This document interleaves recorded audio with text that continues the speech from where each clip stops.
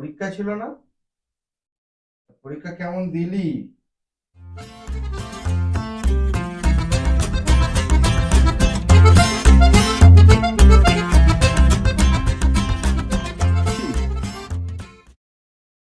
শুধু একটা প্রশ্নের উত্তর ভুল হয়েছে। বাহ, তার মানে বাকি সব প্রশ্নের উত্তর সঠিক হয়েছে? না, বাকিগুলো তো লিখতেই পারিনি। হ্যাঁ? কি বললি? আরে